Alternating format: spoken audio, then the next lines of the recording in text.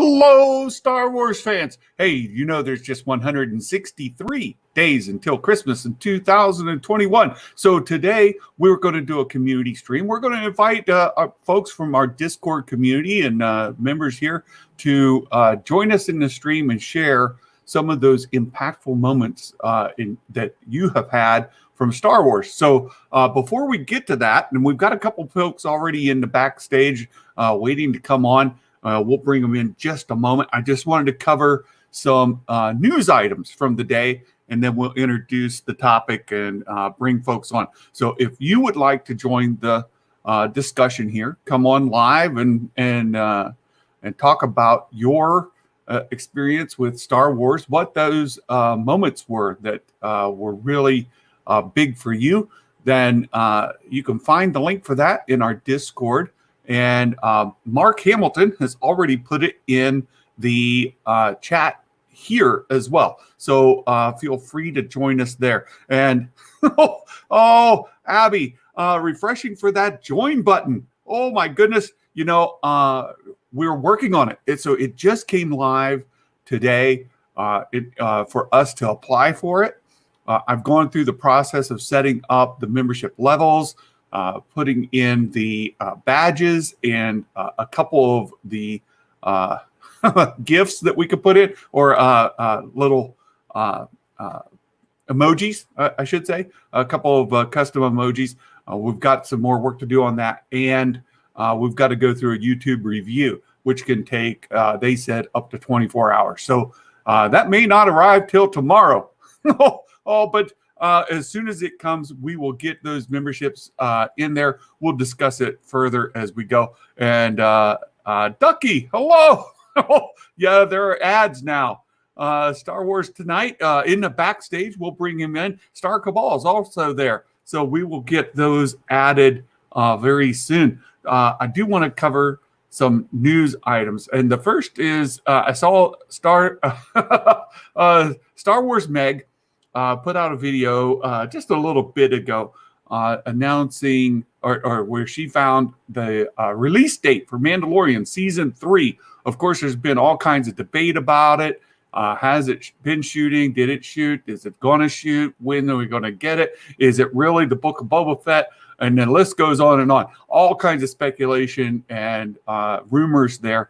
But we got about a week or so ago, we got some information that they're going to start shooting September of this year. And Meg found an article that shows the release date is scheduled for spring 2022. That means it's basically on schedule for when it was originally planned. It was originally, I think, planned to come out earlier, maybe winter 2022, January, February timeframe. They're saying now spring 2022, which could be March, April, May, something like that. We don't know. So she put that out. If you haven't seen it yet, go catch Star Wars Meg.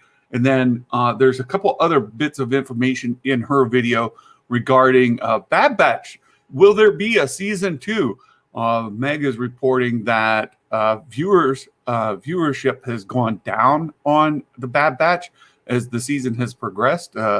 So there's some speculation there may not be a season 2. Oh, I hope not. I hope there is. I'm really, really loving the Bad Batch, enjoying it quite a bit, and really, really hope that we do get a season 2. And then she also covered the topic we're going to talk about here as well.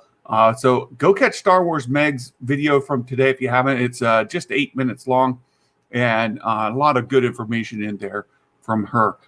So there we go. The additional things I wanted to share. So let's bring it up here. Let's see. Let's do it this way.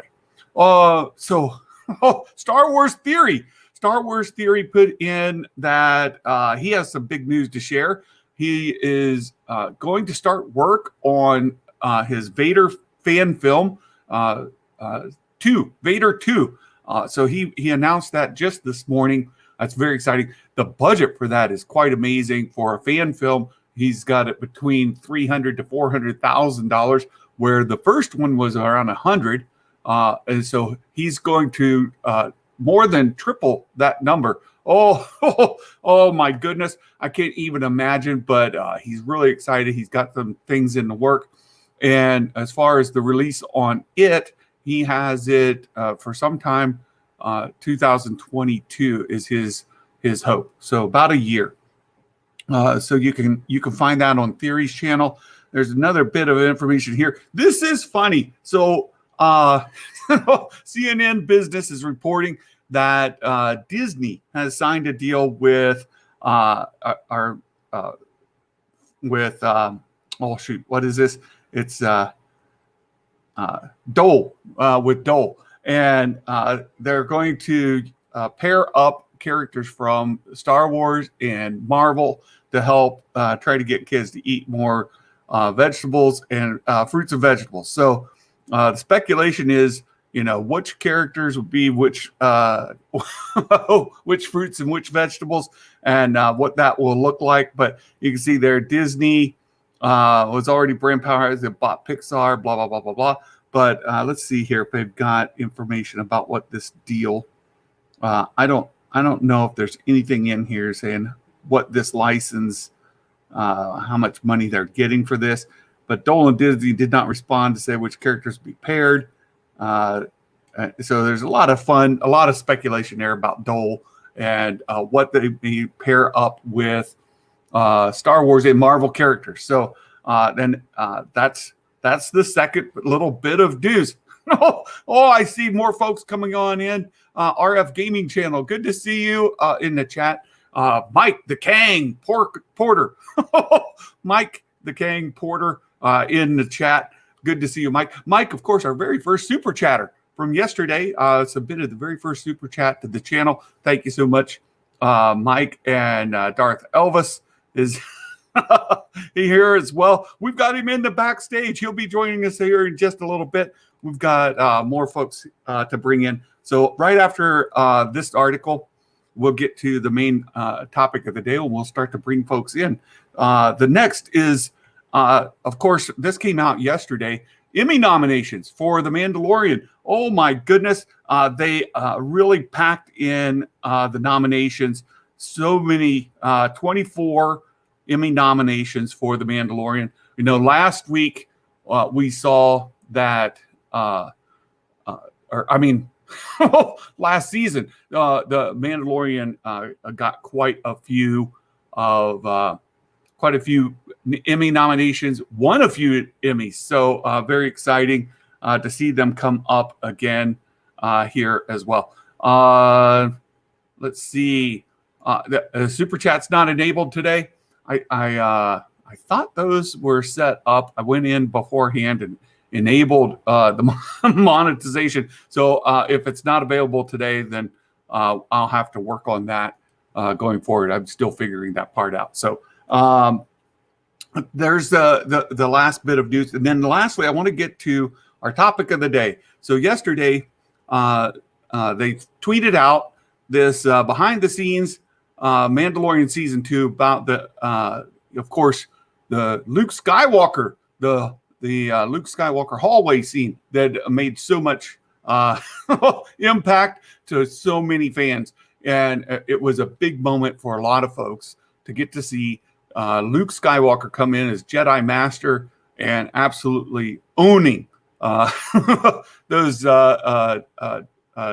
dark troopers, right? So he absolutely destroyed, and that was a lot of fun for a lot of folks. So we've got the Disney Gallery, of course, for season 2 was just one episode long.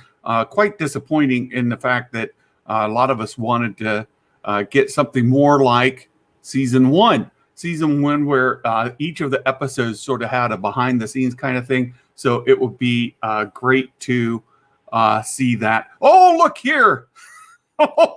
Mike Porter with a super sticker for $1. Thank you so much, Mike Porter. So it looks like that stuff's enabled. Thank you, sir.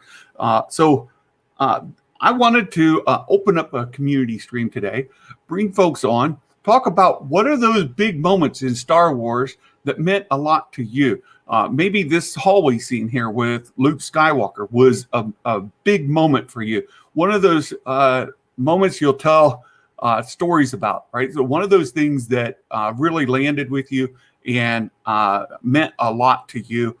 For me, of course, I'm an original trilogy guy, and I got to see them in the theater when they first came out. And for me, the No, I Am Your Father has got to be the biggest impact scene of my fan association with Star Wars. Of course, I loved the Luke Skywalker hallway scene. I look very much forward to seeing this this gallery episode. It'll be a lot of fun. So I want to bring in.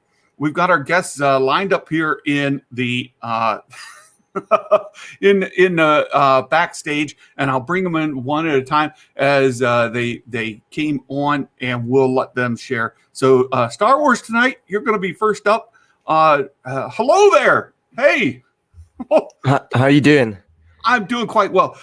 So what are your big Star Wars moments? For me, there's not too many because I only really got into it in the last few years, but it's got to be Luke in The Mandalorian. That hallway scene's quite impressive, right? Yeah. It's really big. Now, did you, when you saw the X-Wing come in, was that when you knew it was Luke, or was it later when maybe you saw him light the lightsaber or what? For me, it was when the lightsaber, because I don't know why, but when the X-Wing came in, I was thinking Cal Kestis because everyone banged on about him. So it was when you saw his lightsaber, that's when I clicked that it was Luke. Excellent. And so, what's your first Star Wars memory as a whole? It's hard to remember, but I think playing like the Lego games on the Wii. You know the original Wii, them sort of games. Yeah, I absolutely love the Lego Star Wars collections. I had them on the Game Boy, and they're a lot of fun. And then, of course, we had it on Nintendo as well. So I absolutely love those games. They're a ton of fun, but they make me crazy trying to get those last few coins to complete the levels, right? Yeah. I'm a bit of a completionist, and I like to play them until I get all of the stuff that you can get. And it can prolong that quite a bit. So the Lego games are your first Star Wars memories. What would be your favorite Star Wars movie as a whole? I'd have to say Episode 3. I just think it's definitely my favorite film.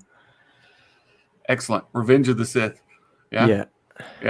Now, did you get to see that in the theater? Or did you watch it at home first? At home. I only saw the sequels in theaters. I didn't get to see any of the other ones. Excellent. That's awesome. So Star Wars Tonight, I know you've got a YouTube channel, right? Yeah. And you've invited me to come on and talk about the Mandalorian, or the Bad Batch after one of the episodes. Yeah. Yep. So we'll have to get that scheduled and post that out on the channel. Anything else you'd like to share about your Star Wars memories? I just would say my favorite time period would probably be the prequels. Yeah. I just like seeing, when you get to see all the Jedis and their masters and Padawans. I think that's something that in the time of the originals you don't get to see, because obviously you've only really got Luke. Yeah. But that's what I like about the prequels, to be honest.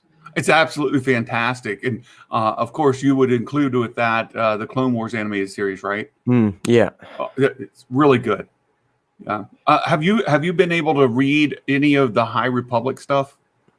Yeah, so I've read basically all the High Republic stuff, but I'm waiting on the Rising Storm because I've got one of the special editions that isn't being brought out till today. So I've got to wait for that, and then I've got the Race to Crash Point Tower, but I'm going to read the Rising Storm first. But I enjoyed Light of the Jedi, Test of Courage, Into the Dark. I thought they were all great. Yeah, you sort of have that same thing. So you mentioned the prequels, the Jedi Masters and their Padawans, that kind of thing. All of the Jedi in the universe, and of course, the High Republic has a lot of that. And I'm about 80% through the Rising Storm, and it is absolutely fantastic. Hope that you enjoy it. Yeah, I mean, I can't wait to get started, but it's just that wait. Right. I understand. Well, thank you so much for joining, and I've appreciated getting to talk to you today, and I can't wait to get to come visit your channel and talk about the Bad Batch. Before we let you go, how are you enjoying the Bad Batch? Is it really up there, or is it just middle of the road? I'm loving it, to be fair. I thought the start of the series was the best, to be honest. I thought the last few episodes have been good, with obviously the Rebels cameos and stuff. But I think for me, my favorite episode's got to be the first one, where you get to see Order 66 and all that. Awesome. Yeah, it's a really, really good episode. And would you think so? There's some speculation about the final arc. Will episode 14 be an extra long arc that includes 15 and 16, or do you think it'll just keep going with these 28-minute, 30-minute episodes through 16? I think they've got to do an arc, really, haven't they? Because towards the end of this series, there's normally a few arcs that come on, so I think they'll do that. Yeah, I do too. Well, thank you so much. Look forward to seeing you on your channel, and we will share that out to the community as soon as we can. All right? Yeah, thanks for having me. Oh, you're very welcome. Have a good evening, sir. Cheers, you too. All right, bye-bye. Furkacha, hello. You found the chat button. There it is. Argentinian currency. We thank you. Oh, my goodness. That's a very generous support there. And I understand it's not 100 US. It's 100 Argentinian. So there's a little bit of conversion there. But thank you so much for your support, sir. One of our fantastic members of the community. And so next, Star Cabal, one of the very first guests that we ever had Hey, on the channel. Hello, how are you doing? I'm good. It's been a long time since we last talked. I mean, yeah, and you have grown. You have grown so much. Oh my goodness. You're doing a fantastic job, man. I'm so proud of you. Thank you so much. And your channel's been growing as well. You're getting closer to that 1,000 member mark. You're in the 800s, yeah? Yeah, I'm like 828 subs right now. Awesome. And technically, I have to take my time on my edits because, I'm part of another community. But I'm still part of Star Wars, still part of another community. And technically, they like my edits, sort of. But also, I do Star Wars in it. So, very good. Yeah. So what is your favorite Star Wars memory? The biggest impact, the number one memory that you'd like to share with folks? Okay, so it's not about Luke Skywalker in The Mandalorian, no. Okay, so this was before I even started my channel. My dad gave me the free DVD discs of all three trilogies. And when I saw Return of the Jedi in my theater, I used to have a TV where I used to, a small silver TV. It was old. And I was literally watching Return of the Jedi, and then I saw Luke Skywalker facing down Darth Vader, which was really, really happy for me, and I was really, really excited for that moment since it's all about to end, and I felt like Luke defeating Darth Vader would be like defeating your old dad, which was kind of sad. And I love that scene since Mark Hamill and Luke Skywalker is definitely my most favorite actor and also my favorite iconic character plus hero to me. Since he's the one that inspired me to do. That's fantastic. So I'm sure that season finale and this gallery episode are very high on your list of rewatch kind of things, right? Yeah, and when Luke Skywalker came back, when I saw the X-Wing, I knew that was Luke's. I mean, who else would be inside there? I mean, right. And then when I saw that lightsaber, I was like, oh, yes. Yes, I love that's my hero. And I didn't even cry. I was in joy, so goddamn joy that I almost woke up my mom, but she was asleep. It was like in the morning, and then I rewatched it in the afternoon. I was like, yes. That is great. So, what is your very first Star Wars memory? The first thing that you ever saw? Well, it was before even The Force Awakens came out. That was when I was a sequel fan. And there was something on my TV that I didn't even understand. I didn't even understand Star Wars. I was watching one of the scenes from Empire Strikes Back when Luke Skywalker was chasing down Darth Vader in Cloud City. Yeah. And it was it was in the carbonite chamber, and I saw it on TV, and I was like, and I was a little kid at the time, and I was like, who's that? Who's that robot guy? And who's that guy who just literally just like you fell down? Right. And then when I was watching the sequels, and before that, my dad gave me the DVD discs, and I watched the prequels too. Uh-huh. Then I understood who that was, and then I just kept looking on Google Chrome and just search up random Star Wars, and I was like, yes, I finally found out who it was. It was Luke Skywalker and Darth Vader. So technically, that was genius of me. So that was actually my favorite Star Wars moment. I just literally looked on the TV, and now I understand Star Wars. Excellent. And so, your very first was then the first movie you saw in the theater was, of course, Force Awakens, right? And yes, because right, yeah, Force Awakens, and then but before that, my dad showed me the free trilogy movies packs, and I was watching on my TV. Sure. Then, yeah. And what would be your favorite movie out of the whole saga, all 9, or I guess 11 movies? What's your very favorite? I told this on many live streams, and I said Return of the Jedi because I watched that, and it just felt like the perfect ending to the saga. No Force Awakens, no Last Jedi, no Rise of Skywalker, just Episode 6, because it's just defeat a villain, and that's it. There's no way someone would come back from the dead, and then it just gets me all confused. So technically, I just prefer Episode 6 to be the end of the Star Wars saga, and then Star Wars would be focused on the TV shows and other source material rather than the movies. Well, I'm absolutely loving the TV shows. I'm very excited about them as well, what we've got coming up. Now, so just to clarify, your very favorite movie is Return of the Jedi then? Yes. Very good. Yeah. Very good. So thanks for coming on again. I know you were, like I mentioned, one of my very first guests. Of course, a Magic Maker and I have been doing our weekly thing for over a year. But once we went on Star Wars Theory and we're part of the Nerd Council, you reached out to me. You're one of my very first guests after that. And of course, the big growth that we've had afterwards. So thank you for your support all this time, Starkaball. It's been great to get to know you. Anything else you want to share before we bring in the next guest?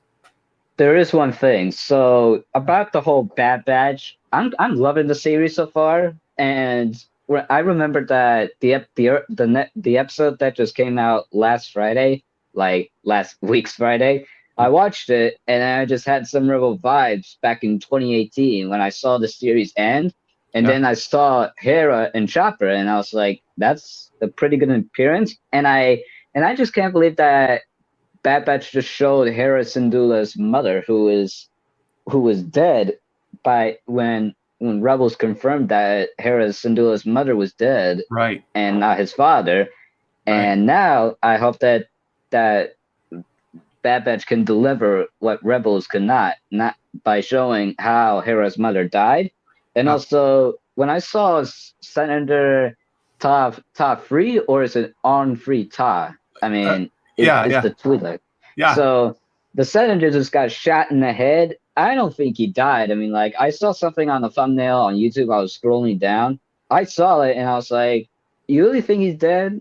And I said to myself, "No, I don't think he's that dead, because anyone could survive a headshot." I mean, well, I heard somebody put it really well. If anybody's going to shoot somebody in the head and not kill them, it'd be Crosshair. He would have that kind of accuracy. And we know, of course, that Orn Free-Taa is in the novel Lords of the Sith that happens 5 years after this. So he should survive this so that he appears in that story as well. Do you think that they'll kill Hera's mother in this next episode, Rescue on Ryloth, or that'll happen some other time? I think it might. I am not sure, because if Dave Filoni and Jon Favreau want to kill her off, then they will have to do either this episode or maybe another episode, because it's like a writing poetry. And you're just saying that if they really want to, then just let it happen. But they got to decide which episode, because I've seen this with other TV shows, and they decide which episode kills the character that only has like a few minutes or or only like a few lines in a Right. movie or a TV show. Right. So And I'm not sure. just to clarify, I don't know how much Jon Favreau is involved with the Bad Batch at all. I know that, of course, Filoni is executive producer, but I don't even think he is the show lead as far as writing. He is certainly involved, but I think, and I can't remember her name. There's another producer who's actually the lead, but you're absolutely right that they need to make a good decision about how to do it. We've only seen her a very short time. So will they carry it out now or later? You're 50-50. You don't know. Yeah.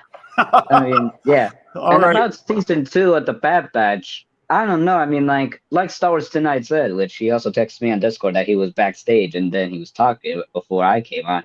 He said that, well, I'm going to translate. Well, I don't know, because Bad Batch is coming down the viewers' droppings, and if they're going to do a season 2, I have no idea if they're going to do it. So well, technically, yeah.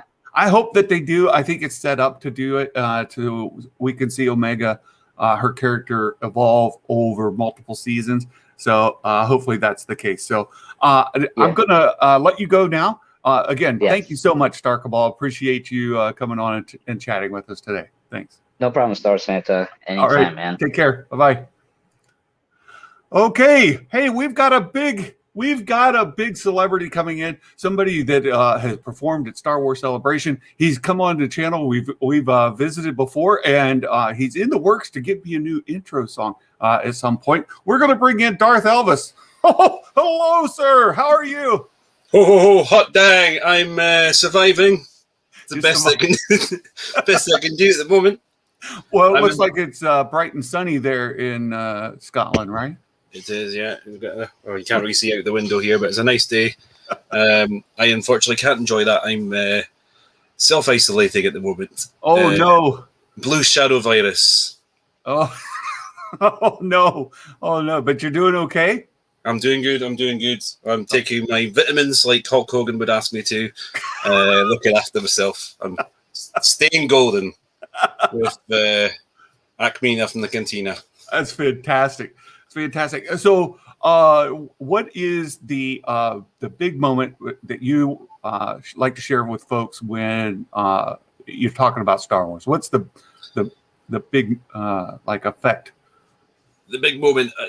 I was going to say this, obviously the same as yourself. That the look, no, I am your father moment from Empire Strikes Back, but the other one that kind of stays with me is from my second favorite Star Wars movie. One that's a controversial choice to some, possibly, but is from The Last Jedi, when Snoke's speaking to Rey. You think you can turn him, pathetic child. I cannot be betrayed. I cannot be beaten. I see his mind. I see his every intent. Yes, I see him turning the lightsaber to strike true. And now, foolish child, he ignites it and kills his true enemy. And the lightsaber. It is brilliant. Because everything that he narrates is happening. Yeah. Like Kylo is just deceiving him about who his true enemy is. And I think Snoke just assumes it's going to be Rey, but not so fast. Not so fast. Calling that lightsaber and that whole throne room scene is hot dang good. I agree with you. I love the throne room scene. I know some people are critical of it for the choreography, but for me, I thought it was brilliant. I loved it. And there's the one scene in there where Snoke he's kind of got Rey and suspended in the air and putting the squeeze on her, and she cries out. That mirrors very closely one of the scenes that's in Rebels with Ezra Bridger. The Praetorian Guard have him electrocuted in a very similar manner, where he's suspended and he's getting shot, and it's the same angles, the same everything. And I was like, whoa, somebody's watched Rebels. I think that Snoke was technically a chiropractor. I think he was just sorting our back out. That's why. There you go. Oh, that's great. So we've got this gallery episode coming up here with the Luke Skywalker hallway scene. At what point did you realize it was Luke Skywalker? I think initially, the minute the X-Wing pulled up, I kind of thought, oh, are they going to go there? Are they really going to go there? And it wasn't until you got little glimpses of bits and pieces as he was going along, and it was the belt buckle that was like, they've gone there. They've gone there. The belt buckle. It's the belt buckle. I started jumping about. I think you're the first person I have talked to who got excited about the belt buckle. So of course, Elvis get excited about little bits of clothing. Belt buckles are all sheeny and shiny. Elvis knows his belt buckles. And I also found something. I found something in your stream yesterday with the Zuvium. I found your missing hand. Oh, the detachable hand. I found it. There it is. Oh, that's fantastic. So, what's your favorite Star Wars movie of all the movies? Which one would be your favorite? It's Empire Strikes Back, but Last Jedi is a very close second. There's times I'll change my mind. I'll say Last Jedi is my favorite, and then I'll go no, it's the Empire Strikes Back. So it's between the two, I chop and change depending on my mood. What sunglasses I've got on. Well, one of the things for me is the nostalgia. I just can't get past. Right? Yeah. What it was when I was a kid, I was growing up. Of course, we had a big time span between the original trilogy and the prequels, and I grew up during that time. So for me, that's what Star Wars was. That was it. There was all the Star Wars there was to really consume. So those original trilogies are hard for me to rank any lower just because of what they meant to me growing up. But I absolutely agree with you. Like for me, The Force Awakens was such a impactful. I just loved it. The way that the cinematography, and I saw it in 3D once, and it was stunning, absolutely stunning. And that movie, to me, revived so much of the fandom within me. It got me really, really excited. So to me, I'd have to put The Force Awakens just above Last Jedi, but I absolutely love that movie as well. So that's great stuff. Great stuff. Bad Batch, are you enjoying it? Loving it. So they better do a second season. I think Hera's mum's going to survive through and then maybe die in season 2. Oh. I'd be really disappointed if they pulled the plug on it because it's just recaptured the Clone Wars magic. And the thing I love most about Clone Wars is my eldest kind of grew up around that era and kind of has grown up with the Clone Wars, and obviously he's watched the movies and he absorbs everything now, but it was the Clone Wars that kind of started his Star Wars passion, and it's nice to be able to sit down and watch the Bad Batch just like we used to do with the Clone Wars. So it's good father and son bonding material. Yeah, and of course with Hera and Chopper in the last one, there's your direct connection, and I can see where maybe they'll push it off to a second season. I'm with you. I absolutely hope that they do a second, third, fourth season of the Bad Batch, and they let that series continue. And I can see where you're kind of coming from. They got to build the character before you kill the character, right? Yeah, I mean, she's only just come into it. They talked about it before, but I think you've seen her in the Clone Wars or to this point. But can't kill her off yet. Keep her there and get to know her a bit more. Kill her off in season 2. Yeah, well, we know that she's coming to an end. But so it's just when will it be? I tend to think that they'll go ahead and do it now. Oh. But we'll see. Write a blurg off a cliff or something. We'll find out very soon, won't we? You might get a vintage collection, Hera's mum and blurg cliff falling set. Oh my goodness, I need those blurgs. I need all of them. So before I let you go, anything else on your mind to share with Star Wars fans? Oh, just want to say a big hot dang to everybody out there. Stay safe and excited to see what the future holds. And it's not too long until we get to enjoy Visions, and the trailer, the sort of teaser trailer for that looks stunning. I'm loving the sort of Japanese samurai style in some of the episodes that's coming through, sort of Ronin and the duel. I think the other one was. So I'm very excited about that. I think maybe more so than some of the other series that are coming. Really? Yeah, very excited about that coming out and seeing where that goes. The future holds with that style of animation. Excellent. Well, thank you so much. And we're going to, at some point, get on again. I'm waiting for my signatures to be absolutely verified by Beckett. Once that happens, I do want to bring you back on, and we'll talk about collecting signatures and the pitfalls of and dangers you need to watch out for. So I know we already discussed that a little bit, but I'd love to have you back on once we do that and share with folks who may be getting into that collecting. And if you don't know, Darth Elvis has quite the signature collection, and it brings a lot of experience to the table, both with successes and your own miscues, right? Yep. I have had many mistake made in the past from purchasing autographs off eBay and the like, but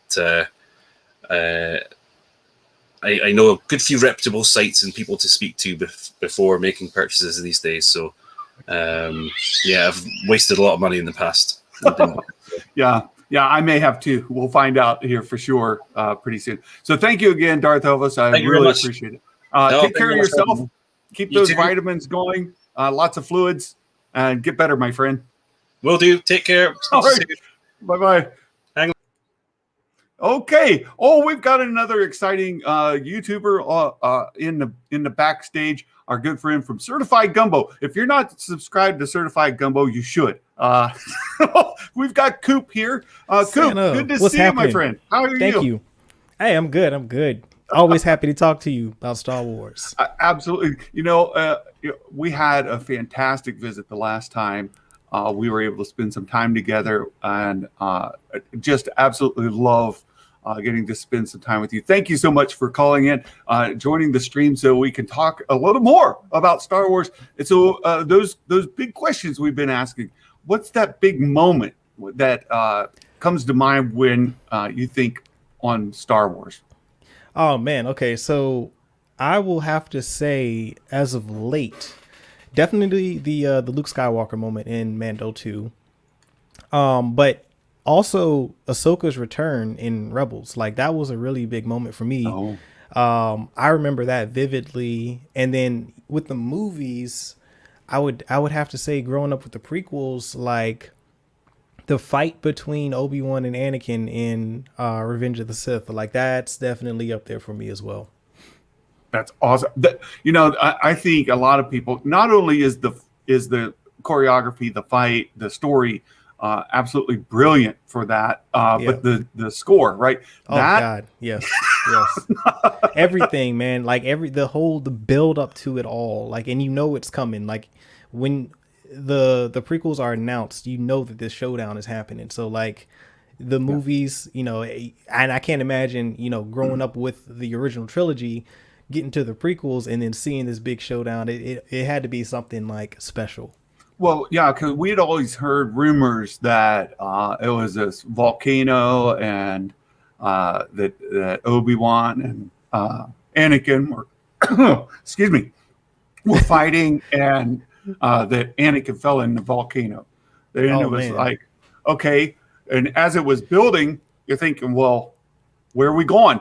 And then see that on Mustafar and see how it was executed was it was a change from what we had kind of grown up understanding, but the way that it was shown was still truthful enough with the lava and Anakin falling and getting burned, all of that. And I think it exceeded the potential of just seeing him fall into a volcano, right? So really, really good. you mentioned the Luke Skywalker in end of Mando 2. At what point did you realize it was Luke Skywalker? As soon as the X-wing showed up, like the one X-wing popping up, like it was. I knew it was Luke, but I also didn't want to believe it was Luke because it was like I don't want to like hype myself up for it to be Luke Skywalker and it not be Luke Skywalker. But like when I saw the X-wing, I was like, it's got to be Luke. But then I'm like, maybe not. But then the hallway scene happened, and I saw the dark cloak, and I'm like, nope, it's Luke. And then you get the lightsaber, and I'm like, man, I was losing it. That was a great moment. I wish I could have recorded my reaction to that.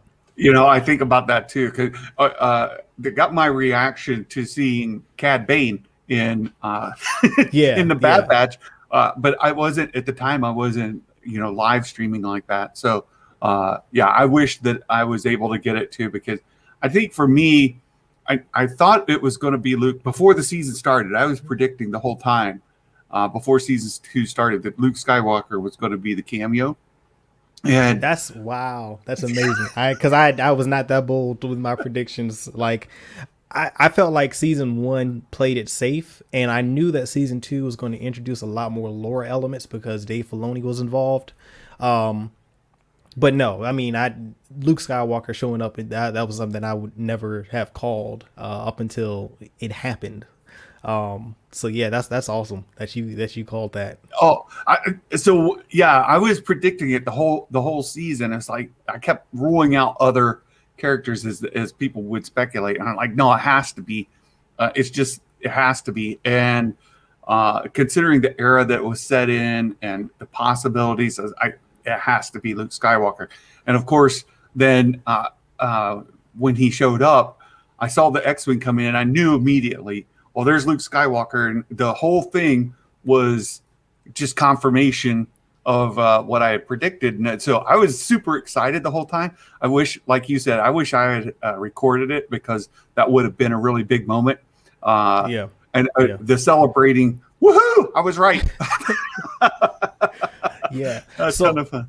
For me, I was like, I knew we were in the Filoni verse, and I figured the safe bet was that it would be another one of his characters. Like I thought that Ezra would be a good choice. I think that was actually who I predicted.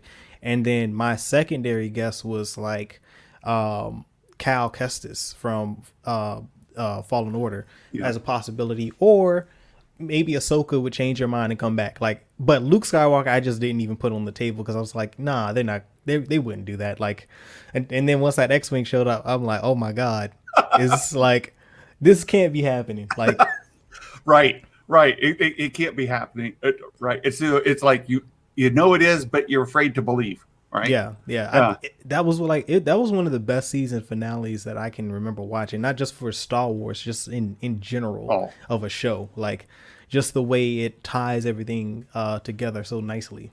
You bring up a really good point. And big shout out, Tyler the Kid. Thank you so much for the super chat, my friend. Oh my goodness, Santa is thrilled to death.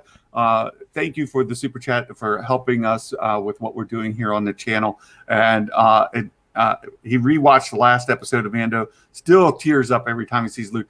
For a lot of people, it was that emotional connection. Of course, Theory, the most famous for his reaction, but for a lot of people, that was a big deal. The funny, what's funny about that? I was up at 3 o'clock in the morning watching, because I watched every one of Josh's 3 o'clock live streams, 3 a.m. live streams, and for that I had, I think, how did I do that? I think I had Theory on my phone and then Josh on my laptop. So I watched both watch parties at the same time, and the juxtaposition of their reactions was like great, because it fit the whole spectrum of every fan base. Josh was like jumping for joy, and Theory was just in a ball of tears. Like, it was great.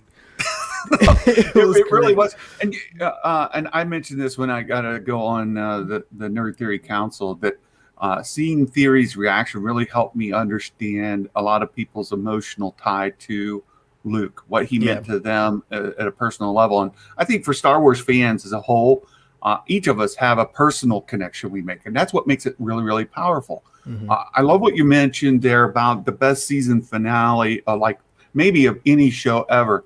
Yeah. And you go back to the "No, I am your father" moment from Empire, and that moment has carried through cinema as a whole.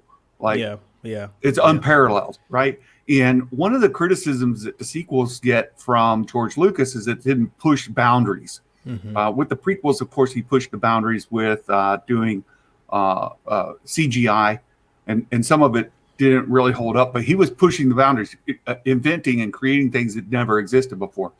And what we see with The Mandalorian is them doing that, right? So they're the volume, that stagecraft that they use, they pushed that technology further than it's ever gone. They're inventing things that have never been done before. And the way that they execute a live action series to the quality that they are, the scripts, the characters, the character development, the music, and that finale is absolutely stunning.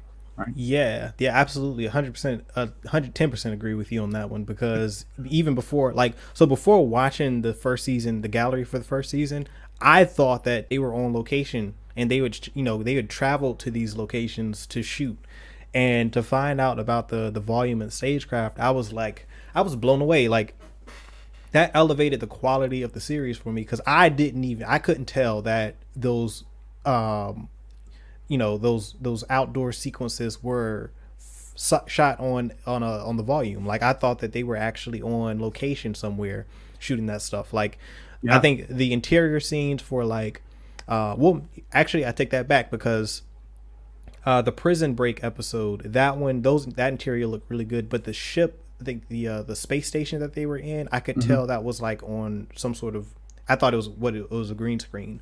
But that was the one that, like, I was like, okay, this is clearly, like, this is CG of some sort. But watching the gallery, I was like, yo, this volume technology, this is amazing. Like, it's not only going to change the game for Star Wars, but for like just TV shows in general, because you can save so much money by not traveling and using this volume technology, to its full capacity. And I think we're seeing that with Loki. I don't know if Loki shot on the volume, but it feels like some of those sequences were. And speaking of, that was an absolutely phenomenal season finale too. Oh, don't tell Santa too much. I haven't seen it yet. I'm not going to say anything other than that, but that was a spectacular. I didn't want to spoil anything, because we talk about it on our channel too. So we're doing that like 8 p.m. tonight, but we don't spoil anything until we do our review. So I wasn't going to say anything beyond that. It's got my high marks from me. So yeah, definitely go check that out. We've got our friend Kendall in the chat from Normies to Nerds. Kendall. Hello. Oh, fantastic YouTube creator himself. Good friend of the channel. Kendall's been fantastic.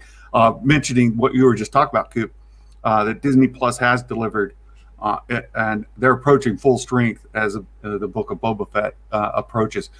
They're killing it. And I don't know how these other studios are going to catch up. They've got some work to do, because I think they keep innovating and improving the technology. Even between Mando season 1 and Mando season 2, there was a big improvement. Oh yeah, absolutely. I mean, a budget increased for sure, because the first season was a huge success, and like they, it seemed they spent more time bringing in new characters, the first episode in season 2, that was when I was like, yes, they're going to do this, because I remember reacting, doing the review for that episode and saying, like, I wouldn't have guessed in a million years that I would see a crate dragon on a TV show. Oh. And like that whole, like, Mandalorians flying through. I'm like, bro, what is this? Like, how is this even happening? Like, I couldn't believe it. Like, I'm like, this season is going to be great, because if this is how we're starting, like, I mean, goodness gracious. Yeah, they put the gloves down. They were like, come on, come for it. Yeah. It's like, come on. Like, what? Like, you have a Mandalorian flying through the sky fighting a crate dragon. They got Tusken Raiders on. I'm like, man, this is Star Wars. Like, this is Star Wars. This is exactly what I'm here for. Like, that reminded me so much of the original trilogy, of like, just how just crazy, some of the sequences and things that were happening, like Luke Skywalker, Han Solo, and Leia running through the Death Star full of Imperials, and somehow make it through to the Millennium Falcon and get away. Like it, it's crazy stuff like that. Like It's really good. X Rexus, hello. I think a first time visitor to the channel. Good to see you. And Keaton asked the question, kind of get back to the tweet that Disney, the Star Wars put out yesterday. Why do you think they didn't out the Luke stuff with the Disney Gallery earlier in the first Gallery episode for season 2? From what I understand, Keaton, is that it was so secretive that they didn't even allow the gallery folks to be on set. Like Yeah. they were completely disconnected. And if you watch the gallery season 1, you can see those folks are on set and they're filming all along. And they're doing these interviews with the directors and the actors as it's going. And so what I think they did here and what I've heard is that they didn't let any of those folks on set. So they didn't know. So what happened now, and what I understand is coming, is they've got interviews with Mark Hamill. They're going back and they're just creating this one gallery episode specific for that season finale. And it's going to be fantastic. I can predict, right? We're already going to see it. It's going to be great. Yeah, I agree. And I think that I wouldn't be surprised if it comes with an announcement of some sort. Like I think we may hear about what they have plans for with Luke Skywalker. Really forward. good point, Coop. I haven't heard anybody else mention that, but you're absolutely spot on. There's been a lot of speculation about getting a Luke Skywalker spinoff.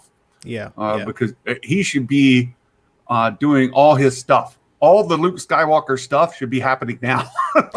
Yeah, and due to COVID, they may have not been able to finish any of the pre-production work for this possible series or movie or whatever it may be. I think it'll be a Disney Plus series. But that rumor, or maybe that was confirmed, but remember that leak about the Skywalker Academy being trademarked by Disney? Like that happened. So perhaps the delay was because they released an episode. Have they released any more episodes since the first gallery for season 2 episode? No. They stopped. Like it was just full stop, no explanation. Like right, it was supposed to be like a weekly release thing, and they just haven't released any more episodes. And I was like, okay, that's strange. Like right. So now hearing this, I'm like, okay, maybe we're going to get an announcement for this Luke Skywalker series with this episode. That would be fantastic, and then it'll explode the internet. Yeah, I think everybody's gonna because it's like we kind of have this lull of Star Wars news right now, and it's like you're saving this gallery episode for Luke. I know it's a great season finale. It was a wonderful surprise, but that can't be all that you're gonna do. Right? Yeah, I think it's perfect time, and maybe announce that series coming soon. That would be perfect to do that. I think you're spot on. And Sheaves, of course, we saw Trinity in the chat. Hello, Trinity. Second Street Marvel here in the house. And Sheav, Tython was on site in Sheav's backyard. He was bringing lemonade out to the actors during the breaks. No, he wasn't. He's Sheav. I just gave him a hard time. But real close to where Sheav lives. That's pretty exciting stuff. And here we go. Mike, the King Porter, New Hope's his favorite Star Wars movie. And, that was, I'm with you, Mike. I saw it before it was called New Hope. You saw it before it was called. Speaking of A New Hope, it's funny because I was watching and you asked what was the earliest Star Wars memory. Yeah. Here's my 1995 VHS copy of Star Wars. This is my first Star Wars experience. Is this movie right here? This has got me into the series. I don't remember when it was I watched it, but this is before the special edition. This is a 1995 copy, so it does have the A New Hope, but this is pre-special edition. So my first A New Hope experience was pre-special edition, and then later we got the box set special edition movies, and at that young age, I didn't even notice what had changed. I'm not gonna lie to you, but I did see the original Star Wars, A New Hope film, and that was it. But I remember seeing this case and that cover and that the helmet and going like, I need to watch this movie. Like, I don't know what this is, but it captivated me, and I was like, yeah, I have to watch that. I need to see this, and it changed my life from there on. And Darth Elvis is with you. He thinks you're bang on there with that announcement coming on. So the last question, and then we've got another person in the backstage to come on Awesome. to share. The last question, I think, do you think they'll use Sebastian Stan, or that they will do a deep fake? It won't be a deep fake. I think they will cast someone. Sebastian Stan would be nice, but I think they'll end up casting somebody. But I wouldn't mind them finding an unknown character, or not character, an unknown actor, or relatively unknown actor to play Luke Skywalker in this series. And it's this is a couple years after Return of the Jedi, so Sebastian Stan doesn't look that old, so I think he's age-wise right there. But if they found someone who was newer that they know they could lock in for a longer period, I think that would probably be the best route. Yeah, I think I saw Mark Hamilton or somebody mention it in Discord yesterday that, or somebody was saying, well, everybody's talking about Sebastian Stan, but Star Wars has a history of going with unknowns and pulling them in. And I agree with you. The deep fake and I think there's something special about having Mark Hamill in the credits, right? Yes. Yeah, exactly. Being able to put Luke Skywalker, Mark Hamill in the credits on that season 2 finale was a big deal. Now, going forward, I don't think you have to have that. And you raise a really good point. Like, if you bring in somebody who's younger, who can carry a series through multiple seasons and give us a live action series, Luke Skywalker, that can grow with it, that'd probably be a good thing to do.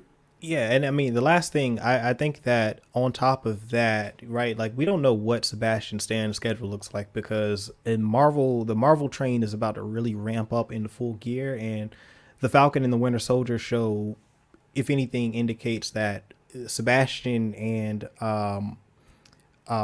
Mackie, no, is it Mackie? Yeah, Anthony Mackie their schedules are gonna be pretty busy for at least the next few phases of Marvel movies. So he might not be as available as they need him to be. Yeah. Yeah, that's an absolutely valid point. So thank you so much, Coop. And we have got to figure out, between you and Sheev and our good friend Kendall, how we can do these things more frequently. Absolutely. I'm totally, I've said it. I'm on board. If we can work out something during the week for us to get on, and do, something consistently on a regular basis, I would love to do that. But we absolutely need to make that happen. So thank you. I hope you have a great day, and I look forward to talking to you again soon. Same to you as well. Thank you so much for having me on. Oh, you're welcome. Take care. Bye-bye. Bye. Okay, so we've got somebody else in the back stage here. And before we bring it on, and I see him getting ready to come on. He's getting things set up. I do want to just check. No. So we're working on memberships, and Mark Hamilton's been posting some custom emojis that we'll have for the channel. And once that opens up, then those custom emojis will be available for folks, and we'll be able to have people join as members. And the more members join, the more custom emojis unlock. So that should happen very soon. Nikki, I need a censor button before we can bring Nikki on. I saw where Adam with Fanjexer, he had a censor button, but he didn't get it timed well, and so he would beep after he cursed.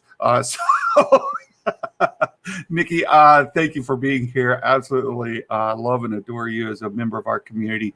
Nikki's been great. So we have with us on the backstage, another member of the community, another Twitch content creator. We're going to bring in Tyler the Kid. Hello. Oh, I can't hear you, buddy. We go.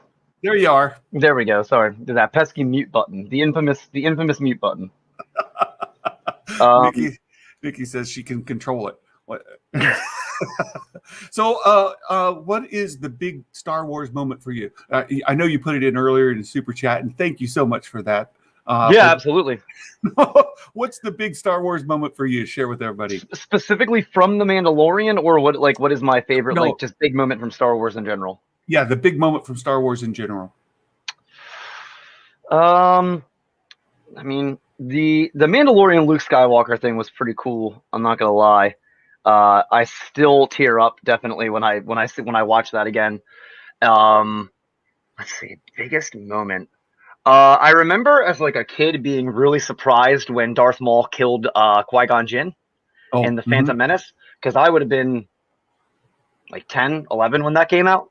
Oh, so yeah. that was pretty shocking, probably as a kid.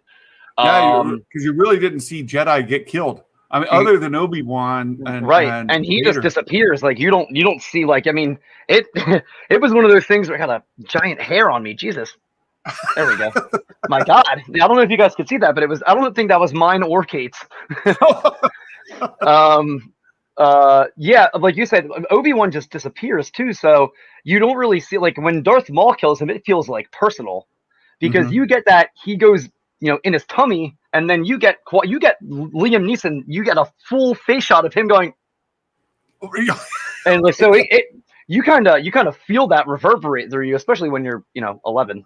Yeah, no kidding. Well, and Maul is staring him right in the eyeballs when he does it. Yeah, right? He's right there too. Yeah, exactly. They mentioned that, like, I was in the U.S. Army, and we went through basic training, things like that. And when you're doing hand-to-hand combat, it can be one of those kind of things because it's personal, it's close up. Yeah. And if you're in hand-to-hand combat with somebody, you're looking at them. Right. Yeah, I remember I watched an interview with it was a German soldier who was talking about his experience in World War II, and he had to like fight someone with a bayonet, and he said it was like the most haunting experience of his life. But anyway, so yeah, but let's not get too down a dark rabbit hole. They call me Tyler the Rabbit Hole Kid. Well, I was able to come on your Twitch stream a couple weeks ago, and we had a fantastic time talking about Star Wars. I enjoyed that so much. It was so much fun. I really, truly enjoyed that. So Qui-Gon Jinn getting killed by Darth Maul was like a big, like, surprise moment probably for me, but probably like the biggest in scale or scope that like still gets me emotional wise, probably Luke, or the Vader Rogue One scene is the hallway scene in Rogue One. That was great. Those are scenes I kind of appreciate more as an adult. As a kid though, I mean, like, I've always loved Star Wars, but I don't think I really started watching it like seriously until I was like in my like late teens. Yeah. So I'm really trying to think of, like, as a kid or like even as a young adult, like what moment like really got me emotionally. It's probably the iconic shot of Luke staring at the binary sunset and just picturing, what more there is to life.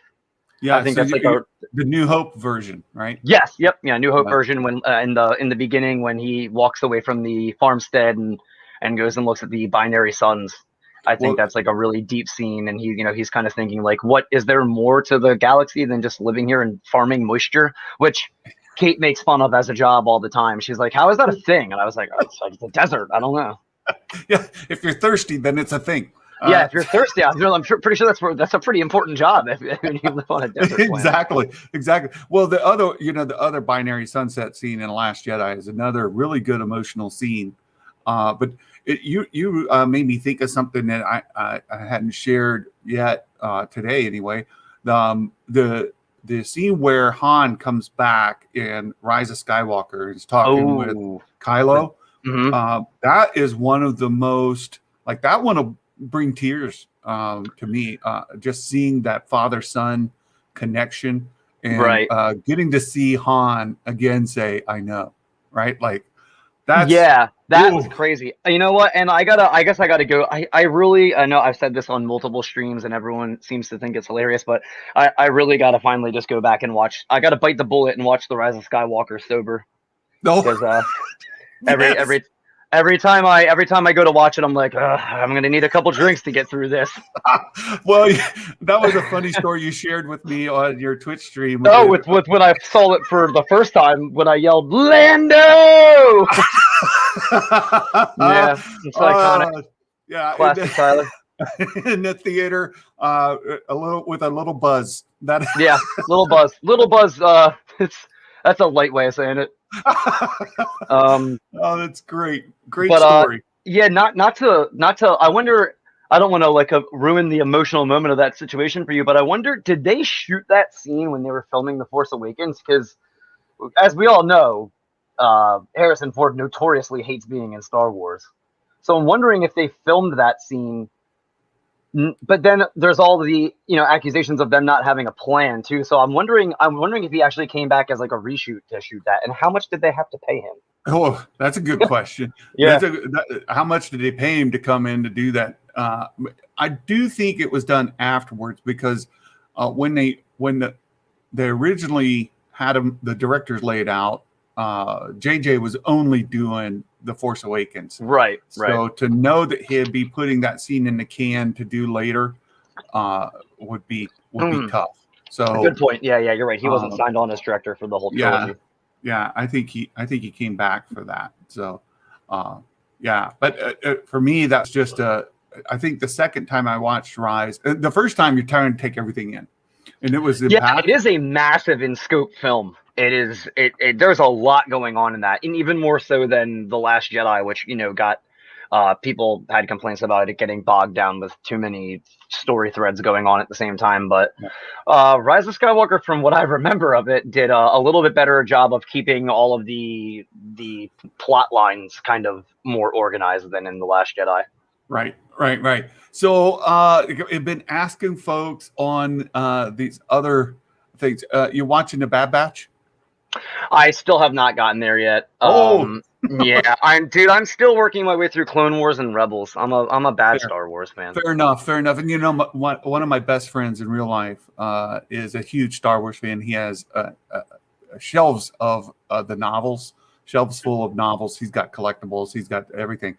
But he got angry with Star Wars back when they killed Chewbacca in the novel, and he disconnected. And so I just this last year, 2020, talked him into starting to watch the Clone Wars because he was so disenfranchised.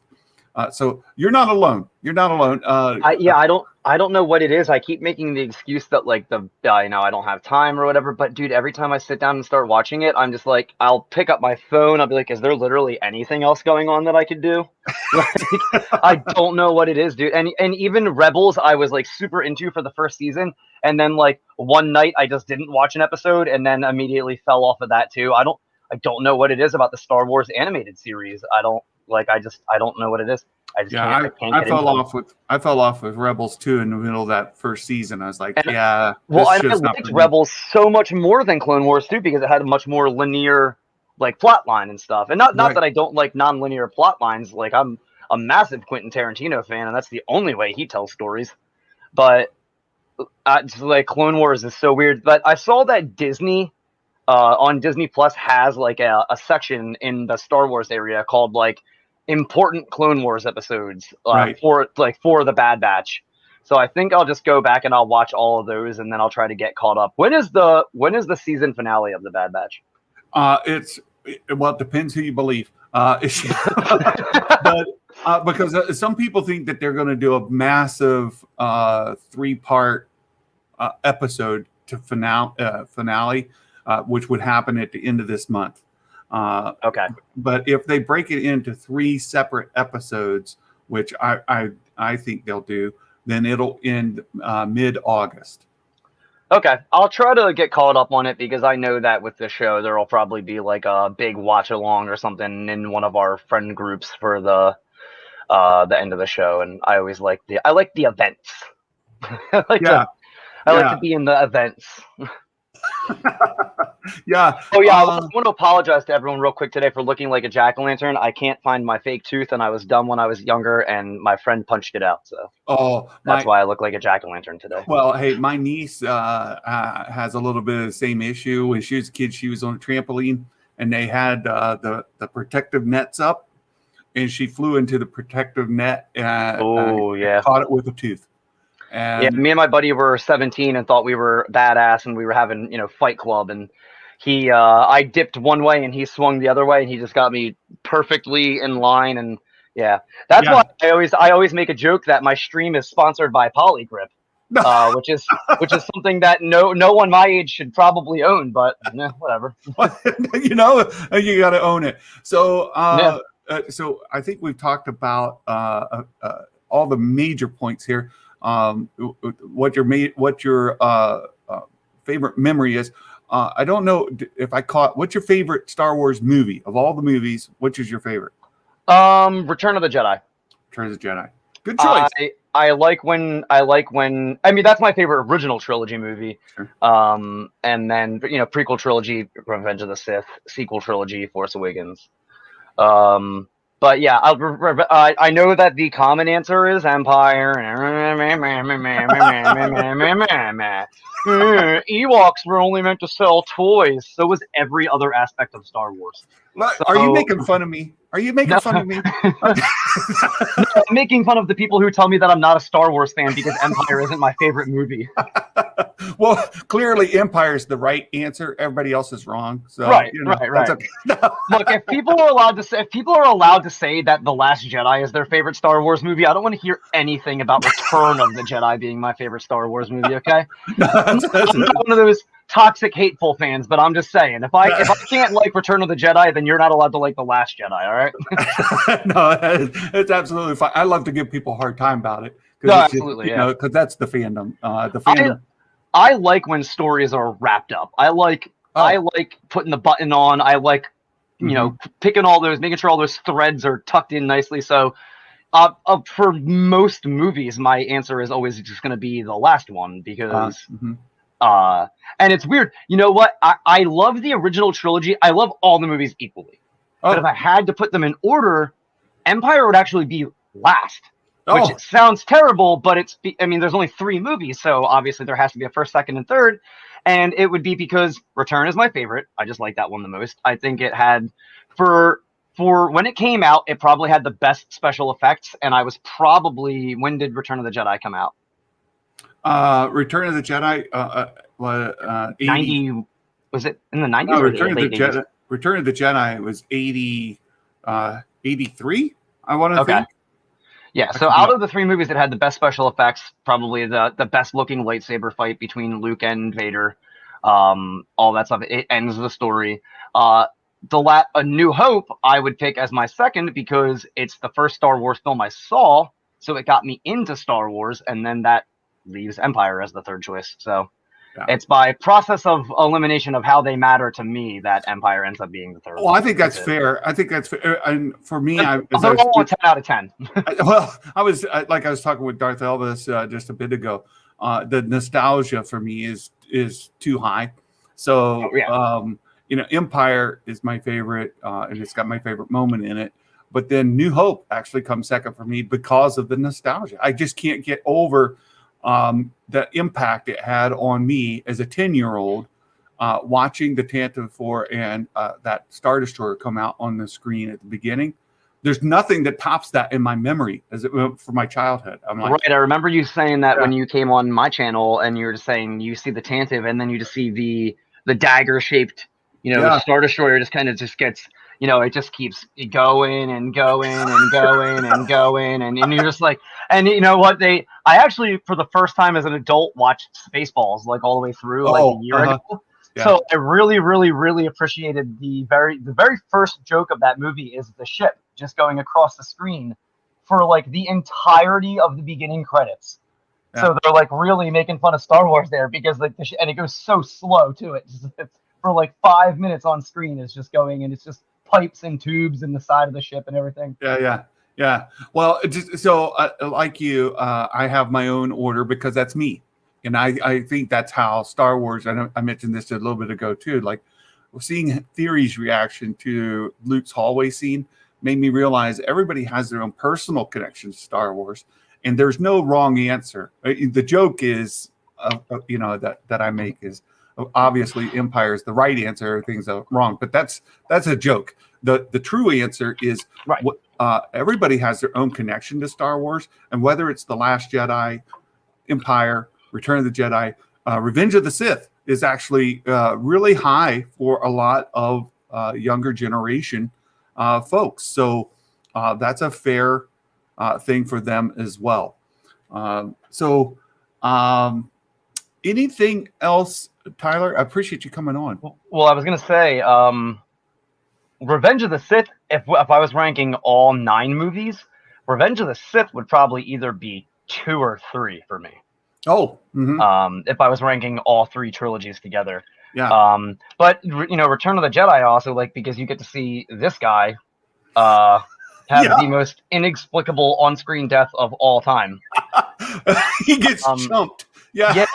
And you know what? I actually, for as long as I'm one of those people who I'm a huge Boba Fett fan, but then when people go, but why? He only had 30 seconds of screen. And I go, you know what? I honestly couldn't tell you. It's the helmet. It's the costume. That's it. That's I heard a really good, I think Robert Meyer Burnett, RMB, on his show, he talked about coolness is one of the things that makes Star Wars. The rule of cool.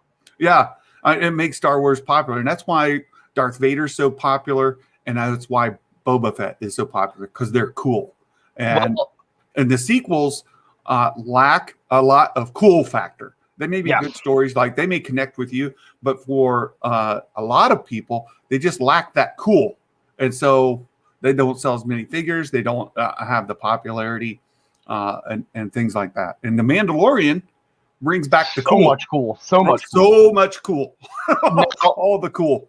I want to, before I go, because I bribed my wife into giving me a half an hour up here. Yeah. I want to ask you what you think of this. I saw it's at least a fan theory, if not a high level fan theory, and it's my current headcanon now.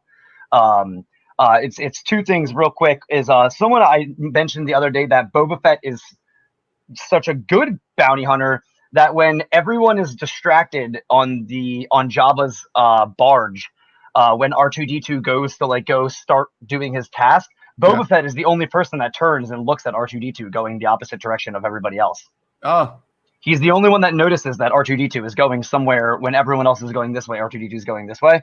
But then 2, I heard a theory that the reason that Boba Fett died so easily was because he was drunk. Oh. Because he was at a party and he was hanging out, having a good time, got a little too carried away, and wasn't as perceptive to the danger around him. So that's why Han was able to accidentally poke him with that spear thing, and then he fell off the barge, or Luke, or whoever. Well, with your experience with Rise of Skywalker, I can understand why that theory appeals to you. It resonates with me so much. Oh my goodness. Well, think about it. What if he was just he's on the barge, he's having a good time, he's having a couple drinks. Oh, hey, where's that droid going? That's weird. Hey, where does that guy have that stick? Oh no! Oh my goodness, Tyler. You've given us a clip we can absolutely take out. This is the reenactment there of Boba Fett. The reenactment of the death of Boba Fett. So good. There you go. As told by Tyler DeKid. By Tyler DeKid. You guys go check out his Twitch channel. You can find Tyler DeKid as part of our community. And thank you so much for being here, my friend. No problem, man. You guys all have a great day. All right. Catch you later. Take care. Ya. All right. And now we've got 2 other folks in the backstage. I want to bring on. Somebody's got to clip that. Absolutely. Somebody has got to clip that out. We have none other than Sheev the Wise. Hello. What's up, Santa? It's Sheev. It's Sheev. How are you? Doing a car video. How you doing? Not too bad. How are you? I'm good. So, the Star Wars moment for you that you like to tell other folks about. Oh, he's in the drive-thru. He's got to pick up his Big Mac. I don't know what. No, you're good. My big moment actually recently, I was thinking about it beforehand, and I think honestly it has to be Baby Yoda. I doubt anybody has said that recently, No. and I just thinking about it recently, seeing him in that first episode of Mando was like almost changed everything for Star Wars, everything going forward, you know. I don't think we've had anything quite like obviously Luke Skywalker was like the only other moment big like that recently, you know. And I really feel like when I saw that, for me, it was like I knew that Star Wars was headed in a direction that is like was going to be mind blowing, and I felt like it was such a different thing. Like we had never seen that, you know. Back to what you were saying with the certified gumbo, like, you know, Star Wars. It's been in a lull period, and somewhat like, you know, we've had the sequel trilogy, we've had a few anthology films, and now we had that first live action show, and nobody knew really what to expect. They kept the closed wraps on it. And then that first episode at the very end, you know, he's looking for a 50-year-old, and none of us are expecting, like, what are we going to see, you know? And then all of a sudden, the first thing that pops up as, you know, he pulls up to this 50-year-old person is a pod, and inside is a little tiny Baby Yoda. That to me was just like, all right, Disney Star Wars is getting crazy. And, you know, everybody's like loves that Luke Skywalker finale, but I think the start of the show was just something that led, like, we wouldn't have that Luke Skywalker moment if it wasn't for that Baby Yoda moment. So to me, that was just crazy. It was awesome. You know, and you are the first person to bring it up, but what a way to end your premiere episode of your very first season, right? Like, yeah, what? Like, boom, right? They just dropped that on you and roll credits. Like, wait a second. You guys are in for a ride. Like, what just happened? Oh, and then if I had to choose one other moment, it'd probably I'm going with more recent stuff. Obviously, like, I'm a big prequel fan, so the Anakin Obi-Wan fight is definitely up there. But recent wise, I'm a big Rebels fan, so the World Between Worlds and when Ahsoka gets saved by Ezra, that moment to me was just mind-bending. I never thought we would see, you know, space and time meet in Star Wars like the way it did in that moment. So for me, that is another huge moment, and between the two of those, like, those are my top Disney Star Wars moments so far. That's fantastic. What's your favorite movie of all the movies? Prequel, original, all of them. What's your favorite? Revenge of the Sith is probably my favorite still. Empire Strikes Back is definitely up there. I've always loved A New Hope, and in terms of sequel trilogy, you know, Force Awakens, you were talking about earlier, like when that movie came out, it really, you know, revamped the fandom in a way. Kind of like, in my opinion, that's the impact Baby Yoda did too. Like, the fandom was really divided when Baby Yoda kind of came out, and similarly to how Force Awakens, you know, brought everybody back together. Like, we were so divided, and then Baby Yoda came out, and it was like, all right, we're all good. Like, it leads, you know, it led to this. Like, it led to the two of us having the platform we have on YouTube. You're exactly right. You're exactly right. We're both here because of The Force Awakens and what it did to revive our energy and enthusiasm for Star Wars. And you're spot on with The Mandalorian bringing the fandom to a good place. For all the things that we argue and fight about, you know, like Boba and Cad Bane being besties, we know that that's happening. That's canon. I don't know about that one. I absolutely love this little thing that we've got going. You know, fans come together just to have a good time talking about Star Wars and speculating again. And that's, I've seen a lot of, and you've even kind of alluded that it might be nice to be able to get more in a chunk from the Bad Batch. But the speculation has been great. Yeah, and I know you've been asking people about the Bad Batch. Obviously, you know, the two of us have been talking about it like crazy. I definitely think these last 5 episodes are going to be pretty wild, and you know, similarly to what you said, I think especially these last four after this week, we're going to get into some pretty awesome stuff. I think I'm excited for it. Oh, absolutely! I am absolutely excited for it. I was a little surprised to hear Meg report that viewership is going down, because to me it feels like it's going up. But maybe I'm just too feel deep like in. it's trending. The people that are talking about it's trending in the right direction. I think. Yeah. I haven't heard as much of the like this isn't a great show or whatever lately, and maybe that's because those people hopped off already. But I'm definitely enjoying it. I see a lot more positivity around it lately. And yeah, I mean, Star Wars animation in general, I'm all for. It's some of my favorite stuff. So Trinity has to bounce out. I know, Sheev, you just got your lunch or brunch, whichever, because you're way out there on the West Coast. You like to do those 1 a.m. live streams while we're all asleep. Yes. I mean, hey, at least the other day I did one at 11 and not 1 a.m. So well, there you go. I'm really enjoying your content, and you guys, I know it's in the chat here. You need to go check out Vader's Lair, and when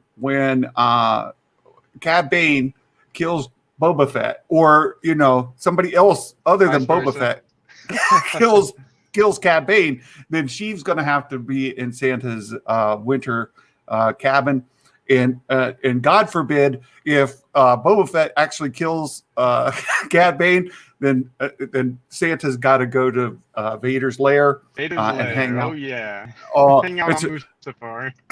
It's way too hot for Santa. So thank you, Sheev. I absolutely love spending time with you, my friend.